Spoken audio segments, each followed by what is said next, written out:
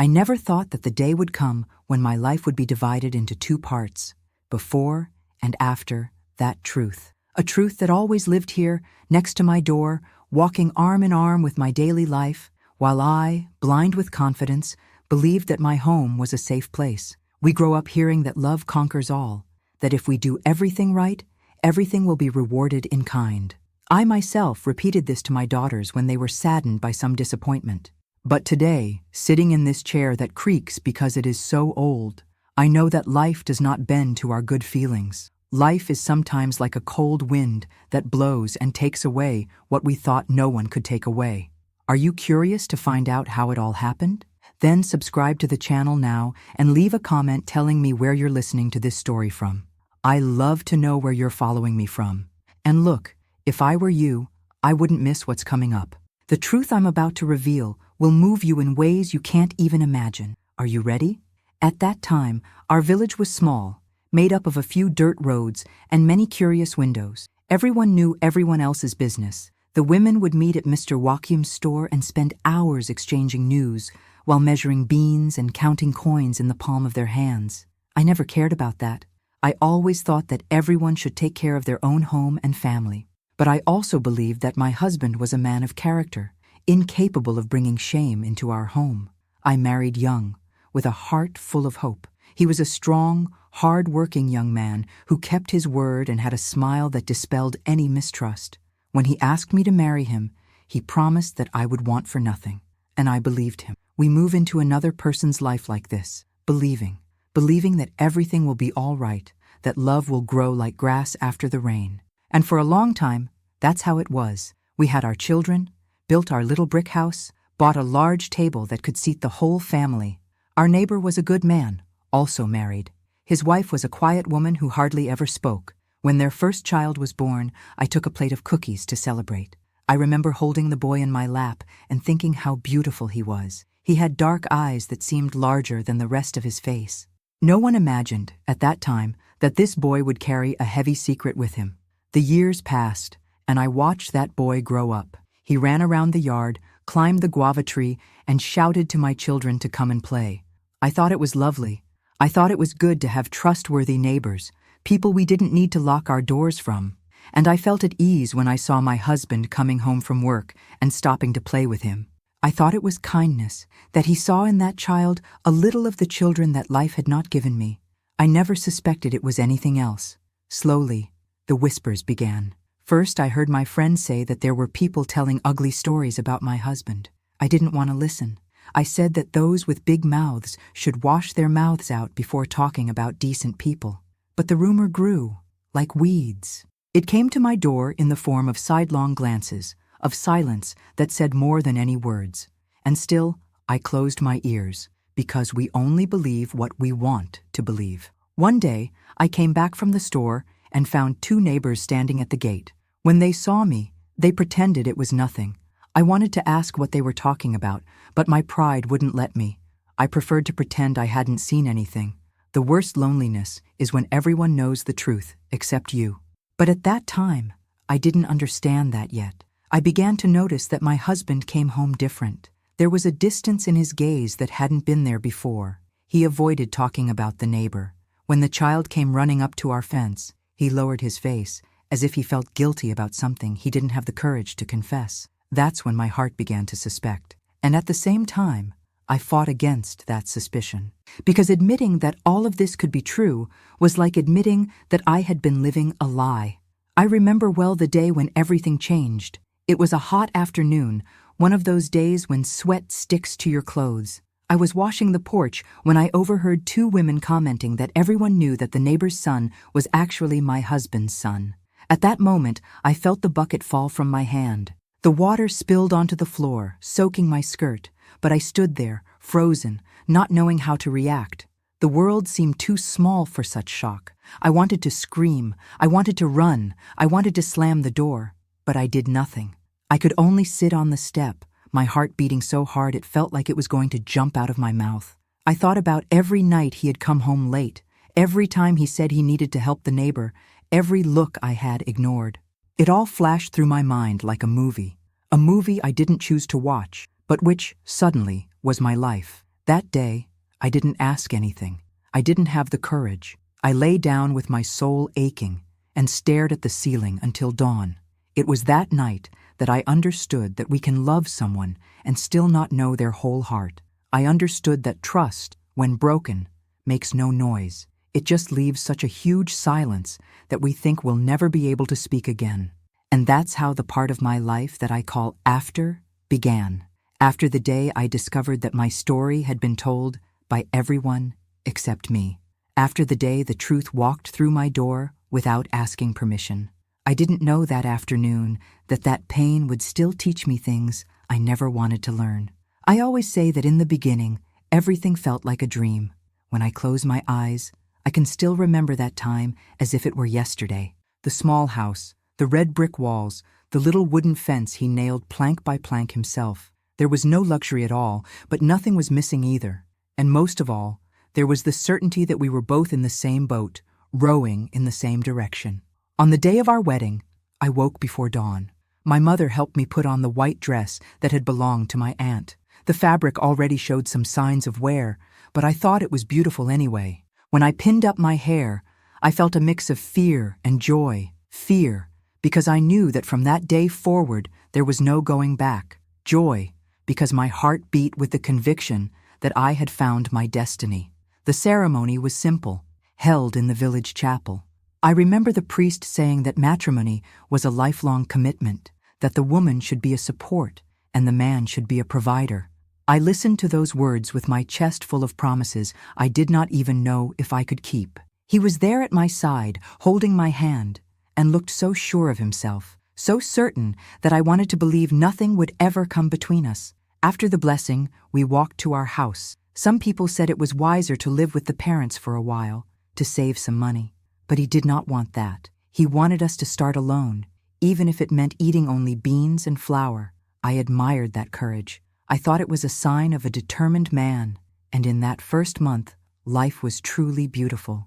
We woke early, had coffee together at the table he had made from old boards. I liked to watch the way he chewed slowly, as if every bite was a gift. I did not have much experience as a housewife. Everything I learned by trial and error, that beans need more salt, that the wood stove requires patience, that white clothes only stay clean if you boil them in the big pot. He never complained when something went wrong. He said we had plenty of time to get better, and that gave me courage to try again. When night came, we would sit on the porch. He told stories of his younger days, of the horses he helped to tame, of the journeys he took when he worked in the distant cornfields. I listened closely, because it was in those tales that I discovered the parts of him I did not yet know.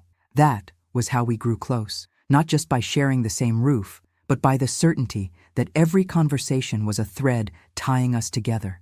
In the second year of marriage, our first child came. I had never felt as much fear as I did the day the pains started. I spent hours thinking I would not survive, but he was there, holding my hand, telling me everything would be all right. When the boy was born, he cried more than I did. He took that child in his arms with a care I never imagined he had. In that moment, I thought his love was bigger than everything. In the years that came after, we faced many difficulties. There were bad harvests, there was illness, there was debt, but there was also much hope. Every time life seemed too hard, he said the most important thing was not to let go of each other's hand. And I believed him. Because in those times, to love was to have someone to share the little you had. I know it may seem strange to say it now, but I was happy in a simple way. I did not care that he had no schooling, that our house was small, that our clothes were always the same.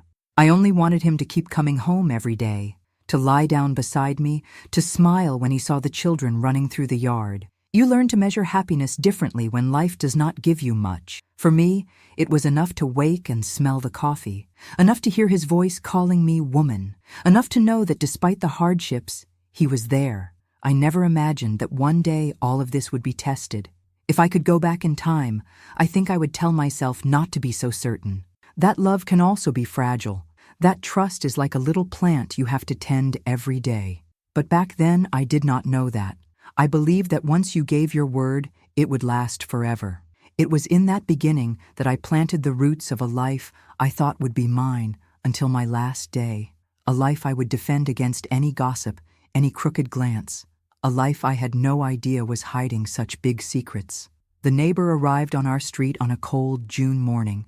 I remember it was wash day, and I was in the yard with my hands plunged into a bucket of thick soap when I heard the creak of the cart that brought the few belongings of him and his wife. The cart stopped in front of the empty house that stood next to ours. It was a low little house with a blue peeling door and a small yard full of weeds. No one had lived there for years. When I saw that couple stepping down, I thought it was good to have neighbors again, since the street had been too quiet. He was a man of medium height, with a face burned by the sun and dark hair. He looked like someone who carried a lot of weariness on his back. She was a small woman, fair-skinned, always in a long dress and with a scarf tied around her head. Her eyes were downcast, rarely lifting to meet the gaze of whoever spoke to her. On the day they arrived, they came to ask for water from the well. I received them kindly, and soon offered them a full mug and some biscuits I had just baked. That was how our acquaintance began. At that time, life in the village was simple, and everyone depended on everyone else. When they needed flour or a little salt, they came to knock on our door. When I had extra vegetables, I would carry them over in a basket. And so, a bond of neighborliness was born that, for a good while, seemed beautiful to me. I liked to think we were like a big family, held together by need and by respect.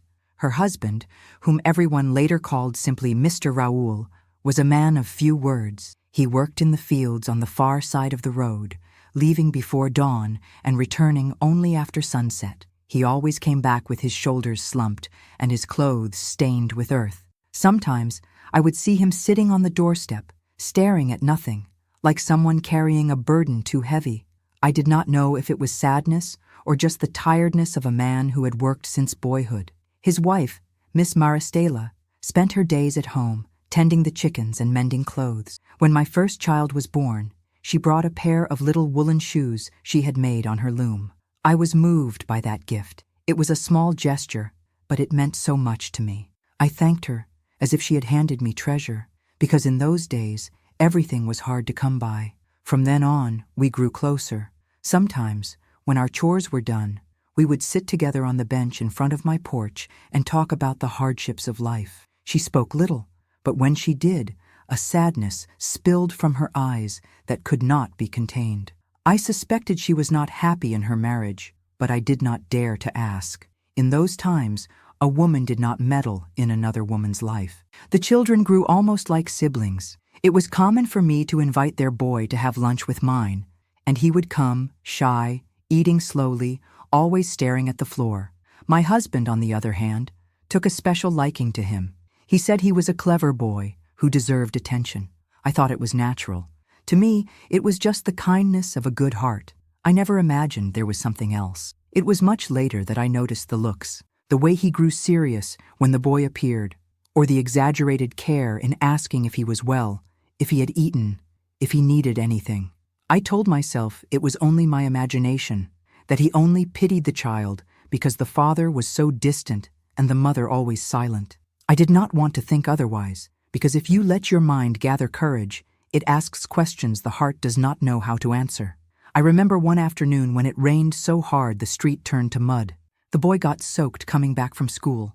I saw him standing by the gate, hair dripping, notebook soaked. Before I could say anything, my husband ran to him, took the coat off his own back, and laid it on the boy's shoulders. Then he brought him inside, asked me to heat water for a bath, and looked for dry clothes. I thought it was so beautiful I did not notice, in that instant, that maybe it was too much care.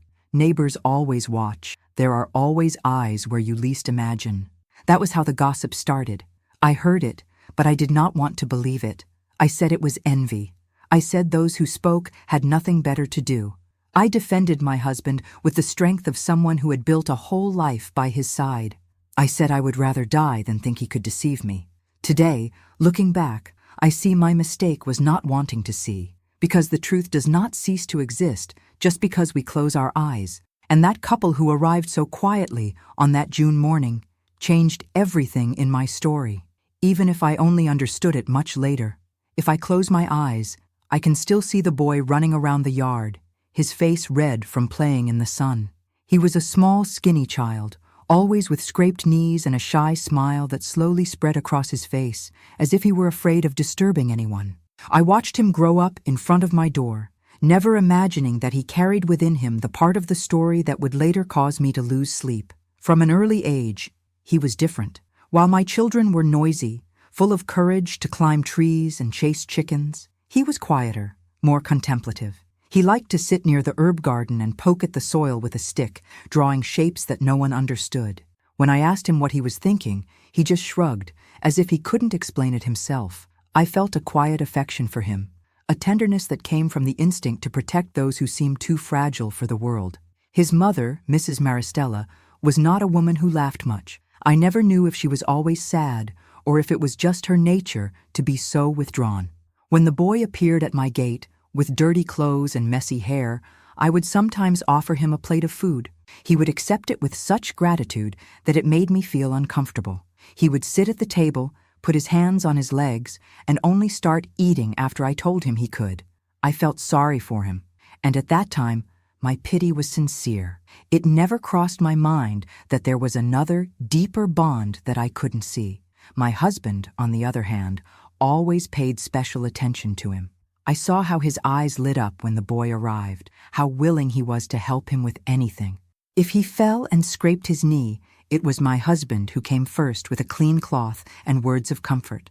I thought it was kindness, a man with a big heart. It never occurred to me that it could be more than that. As the boy grew up, he became even more like his father.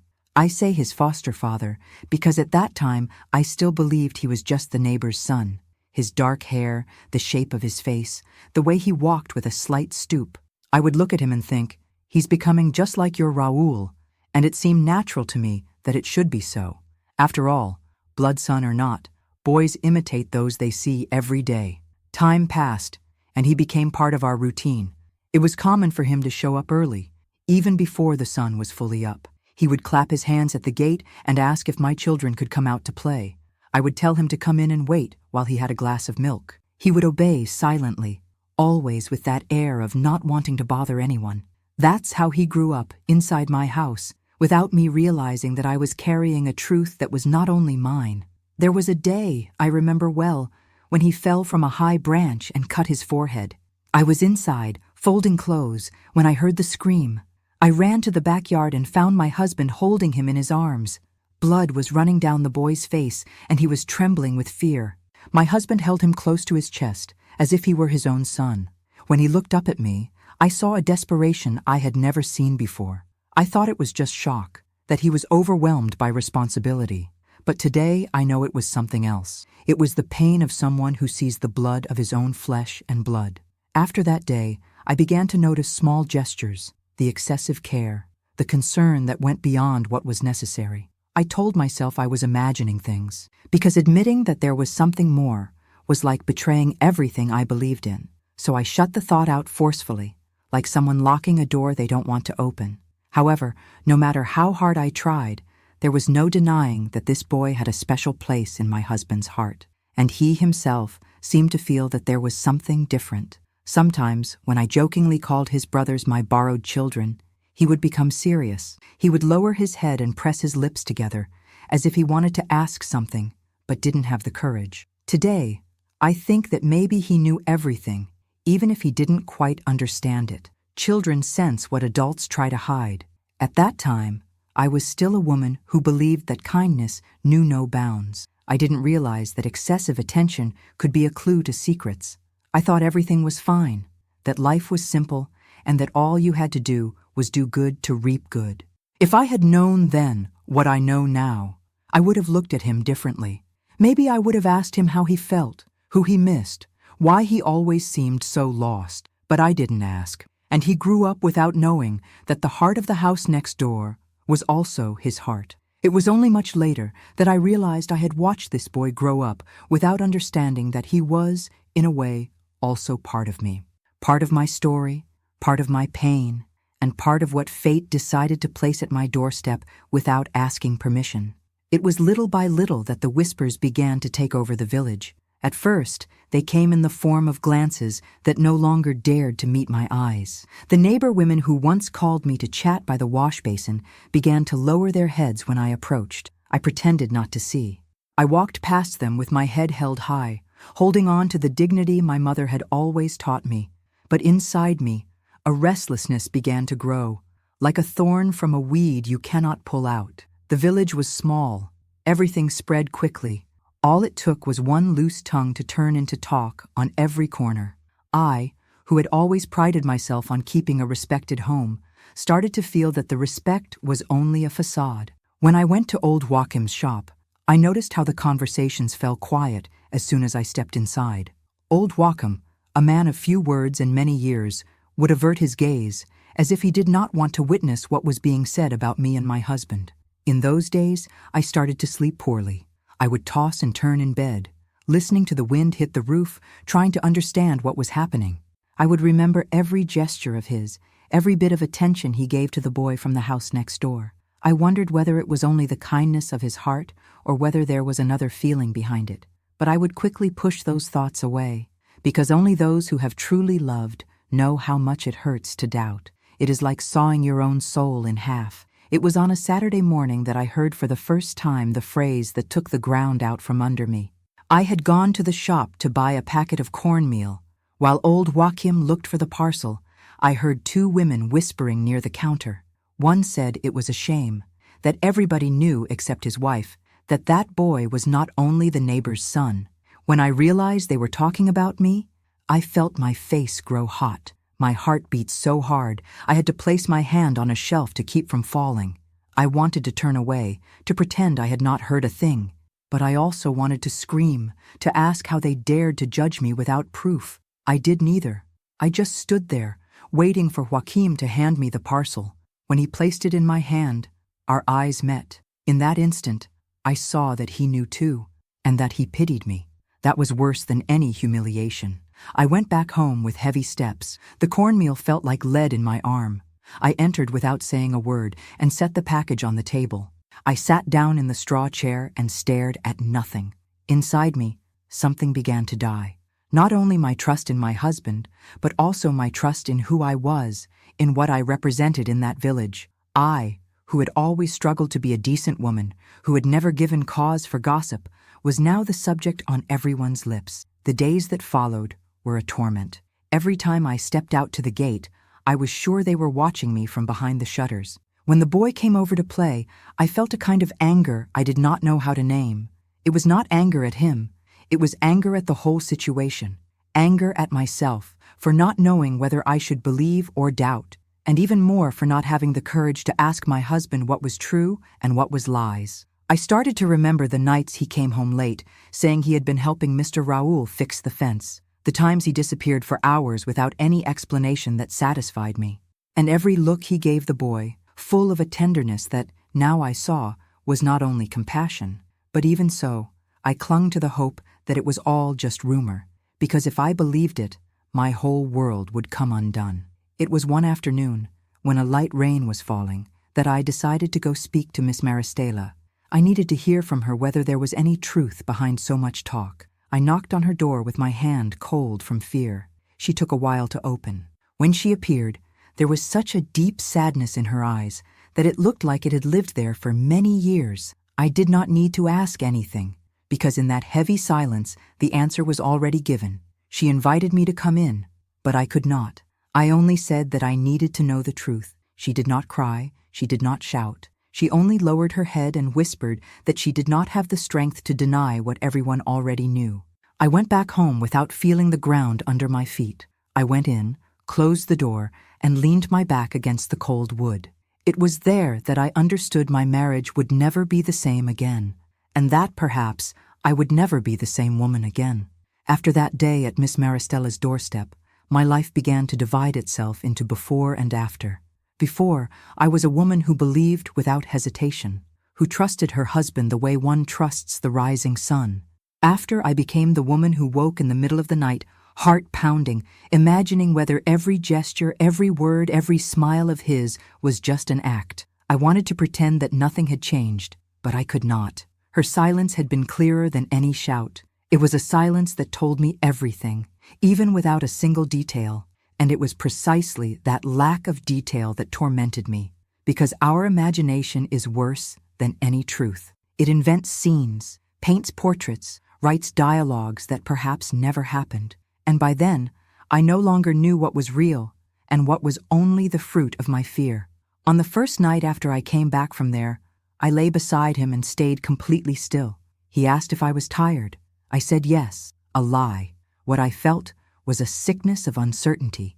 I turned my face the other way and pretended to sleep. But inside me, there was a war that would not stop. I wanted to shake him awake and ask everything. I wanted to scream that I deserved to know. But I was also terrified of the answer, because a part of me still wished to believe it was all a mistake. The days dragged on. Every small detail became a clue. If he was late, my heart turned cold. If he spoke about the neighbor, I held my breath, waiting for some name to slip out that should not. I started watching his eyes. My grandmother used to say that the eyes are the mirror of the soul, and his no longer had the same calmness as before. There was in them a careful weighing of every word, as if he were afraid the truth would escape. One morning, he got up before I did. When I woke, I saw him in the yard, sitting on the edge of the wash basin, his face buried in his hands. I stood watching from inside, the curtain pulled back just enough to spy. In that moment, I knew, because a man only sits like that when he carries too much guilt. It was the first time I saw my husband without his mask, and the pain of seeing that was so great, I had to sit down so I would not fall. Even so, I spent weeks without the courage to ask anything. I took care of the house as I always had. I washed the clothes, prepared the meals, made the bed, but everything had turned into a performance. I did it because it had to be done, because if I stopped, if I sat down to think, maybe I would never get up again. I was afraid to discover that my whole life was a story everyone knew but me. When he came home and asked how my day had been, I answered with a voice that no longer sounded like mine. Sometimes I noticed he was different too, quieter, more distant. Perhaps he knew I already knew. Perhaps he had no courage to confess. And so we lived side by side, separated by a wall of silence that grew thicker each day. One afternoon, while I was taking clothes down from the line, I saw the boy standing on the other side of the fence. He looked at me with those dark eyes, so much like my husband's that I lost my breath. He said nothing, and I could not speak either. We stood there, staring at each other for a moment that seemed far too long. When he turned and walked away, I felt my legs weaken, because in that look was everything I feared. After that, there was no way to pretend anymore. The suspicion had turned into certainty. I had no proof. I did not need any. It was enough to see the way my husband lowered his head, the way the boy's mother avoided me, the way the neighbors fell silent when I passed. It was enough to feel the silence that stretched across the entire house until it seemed there was no voice left. And then, on a night when the wind struck the windows hard, I understood that even without hearing it from his mouth, I already knew everything. I knew that boy was more than a neighbor. I knew my husband had had another love, even if only brief, even if hidden, and I knew my life would never be the same again. I always imagined that if one day he had something serious to tell me, he would choose a quiet evening when the children were asleep, and the two of us would be sitting at the table, looking into each other's eyes. I thought he would take a deep breath, hold my hand, and with a steady voice, confess everything he had done. But life does not usually have the gentleness we expect. The confession did not come by his own choice. It came because the guilt had grown too big to fit in his chest. It was on a hot afternoon, one of those when the dust rises from the road and you feel the air heavy in your lungs. I was in the yard, mending some old clothes, when I heard the gate creak. I looked up and saw my husband coming in slowly, as if he carried the weight of the whole world on his back. He stopped near me and was silent for a long time. I said nothing, because I already knew that any word from me he would use as an excuse not to say what he needed to. After so much silence, he sat down on a wooden stump and lowered his head. It looked as if his body had suddenly grown old. His hands were trembling, and he could not look at me. When he finally lifted his face, I saw his eyes full of tears. I had never seen my husband cry like that. It was the crying of a defeated man, crying of someone who knows there is no return. He took a deep breath and said my name softly, just that. But in that instant, I felt that what he was about to tell me would change everything I believed about us. He began by saying he had never intended to hurt anyone, that it had all happened in a time when he was confused, feeling that life was slipping through his fingers. He said that loneliness can visit even men with a full house, and that one afternoon, after an argument between us, he found comfort in the wrong arms. I looked at him without blinking. Inside, it felt as if my heart had turned to stone. Every word he spoke entered me like a cold blade. He said that when he found out the neighbor woman was expecting a child, he thought about telling me, but he did not have the courage. He thought that if he stayed silent, time would end up hiding it. But time hides nothing. Time only makes grow what you bury alive. He confessed that all the times he said he had gone to help the neighbor, he was really meeting the neighbor's wife, that it had been a mistake that became a habit, and that when the boy was born, he knew at once that it was his child. I felt such a dizziness that I had to hold on to the edge of the washtub so I would not faint. I asked, in a voice that barely came out, if he had loved that woman. He said no, that it had been weakness, loneliness, escape. But at that moment, the reason mattered little. What hurt was knowing he had lied all those years, that every smile, every embrace, carried a piece of that secret. I wanted to scream. I wanted to throw at him all the bitterness that burned inside me. But I could not. I stayed silent, feeling a pain that had no name. He kept talking, saying he would understand if I wanted to leave, that he himself could not forgive what he had done. I could only think of the children sleeping inside the house, of the boy who had grown up calling another man father, of everything I believed was true, and that, all at once, showed itself to be a lie. When he finished telling me, I said nothing. There was no word that could mend that tear. He lowered his head and cried again, his whole body shaking. It was the first time I felt pity for him. Pity because I saw that even he did not know how he had become that man. We stayed there in the yard, while the day faded and the shadows grew around us. I could not decide whether I still loved him or whether only habit remained. But deep down, I knew that whatever my feeling was, my life would never be the same again. If there is a pain I would not wish on anyone, it is the pain of discovering that everyone knew about your disgrace before you did. I always thought that, living in that small village, we all had some duty to respect one another, that if something so serious happened, at least one kind soul would come to open my eyes. But it was not so. After his confession, I began piecing together the parts of the story no one had ever told me. Every silence, every whisper, every look of pity started to have another meaning. It was as if, all at once, I had learned a new language, capable of translating everything I used to pretend I did not understand. I remembered the times I went into the shop and old Joachim would not look me in the eye, the afternoons when I met Mrs. Concession on the road and she greeted me quickly, as if she were in a hurry to get away. I recalled the way even the children looked at me differently, with that curiosity that only those who are still small have the courage to show without disguise. The worst part was thinking that, while I lived convinced my life was whole, everyone could see the cracks spreading under my roof. I felt as if I were made of paper, a figure everyone talked about, but no one had the courage to face. And still, I kept walking down the street, carrying my shopping basket, pretending I did not know anything.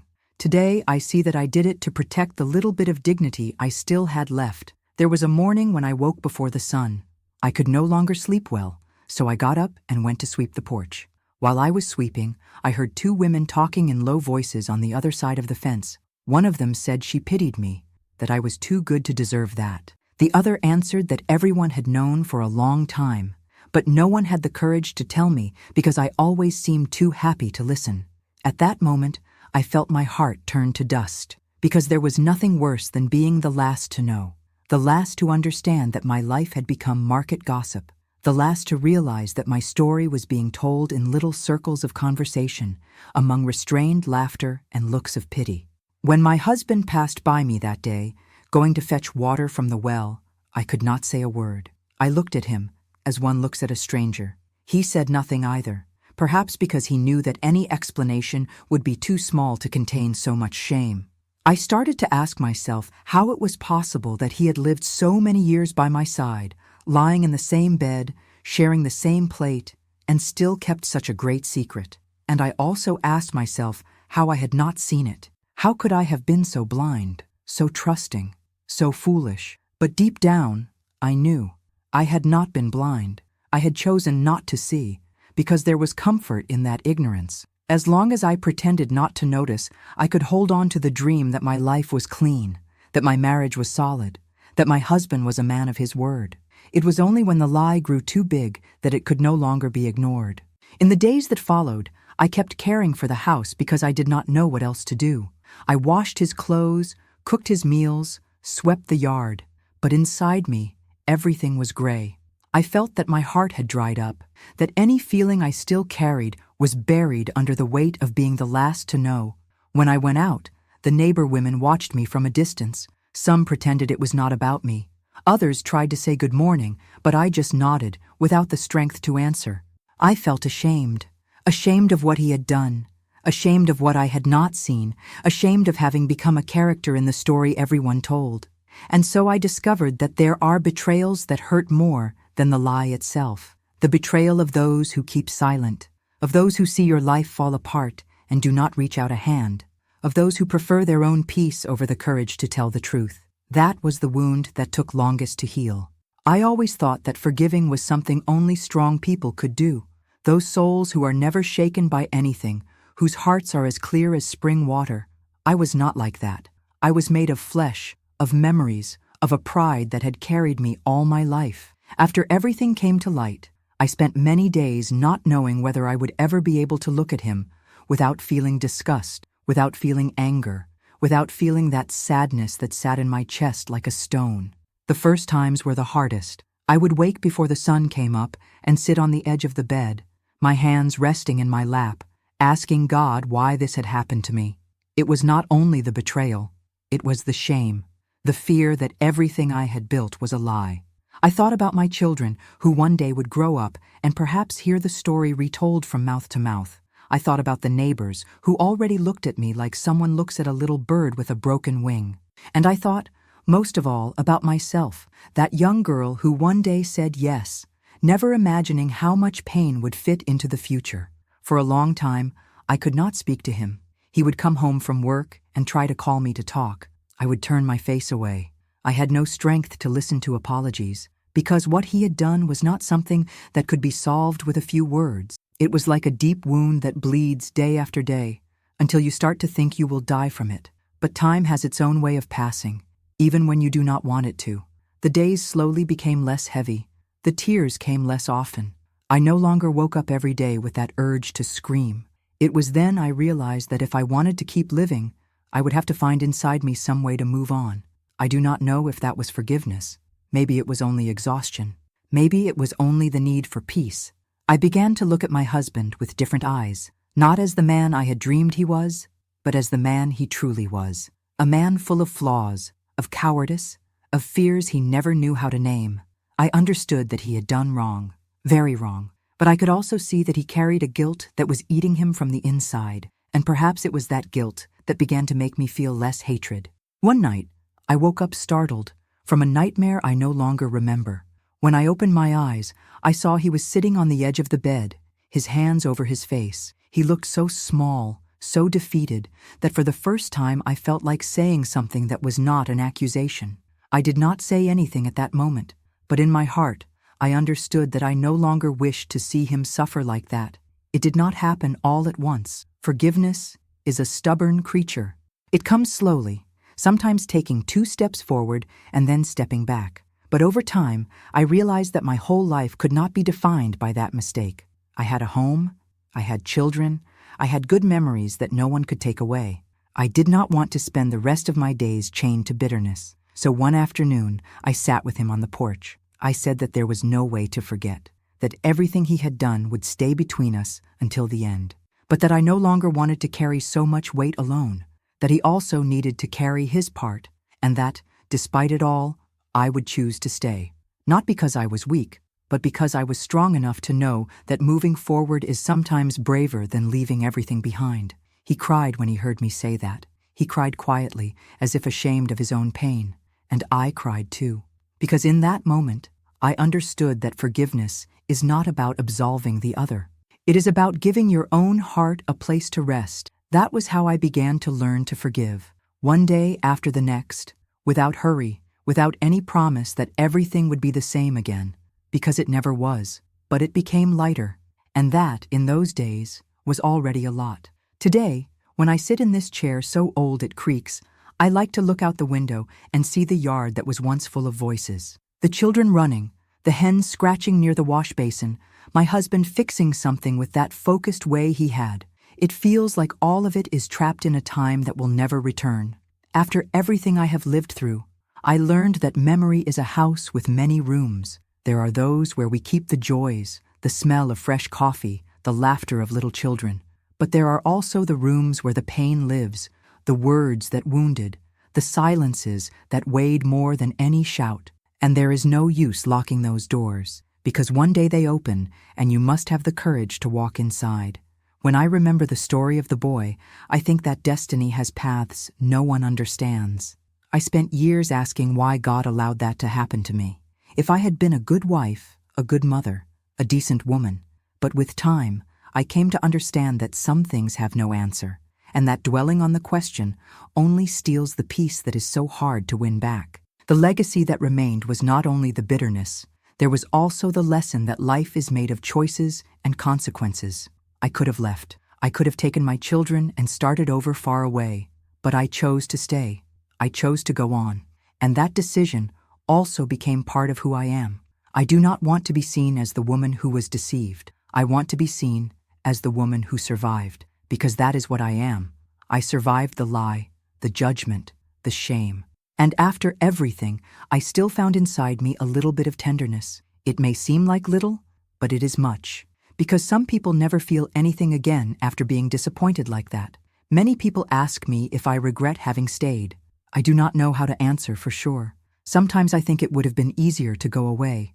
But I also know that if I had left, I would have carried the same weight in my heart. And I would have lost everything I lived afterward.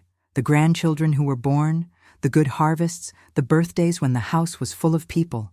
Life did not stop happening just because the pain arrived. Today, when I close my eyes, I remember the boy with different feelings. For a long time, I could only see in him the memory of what had been taken from me. But later I realized he had no choice either. He was born from my pain, but he was not guilty of it. Maybe that is what they call growing up, understanding that not every wound needs to become hatred. I do not know if he ever knew he was my husband's son. Perhaps he did, perhaps not. But if one day he comes to find me, he will find in this house a woman who no longer carries resentment. Because I chose not to end my days tied to the past. The legacy that remained is the certainty that life is full of contradictions, that the same person who hurts us can also make us laugh, that love can exist even where trust has broken, and that forgiveness is not forgetting, but deciding that pain will not rule you anymore. When my grandchildren ask how I managed to endure all of it, I tell them that you endure because there is no other way. Life pushes you, and you go along. But if you have faith, if you have the courage to look truth in the eye, you discover it is still possible to find peace, even after everything. And it is that peace I now tend as one cares for a rare plant, because I know it cost dearly. It cost sleepless nights, tears no one saw, prayers murmured in the dark. But it was worth it, because it is that peace that lets me sit here, look back, and tell my story without shame. That is the legacy that remained. And as strange as it sounds, I am grateful for it. If you liked Grandma's story, don't forget to like this video and subscribe to the channel so you can hear more stories like this and share them with other people who might be inspired by this story of overcoming. Tell me in the comments, have you ever been in a similar situation? How did you react? A kiss on the heart from all of you, and until the next story.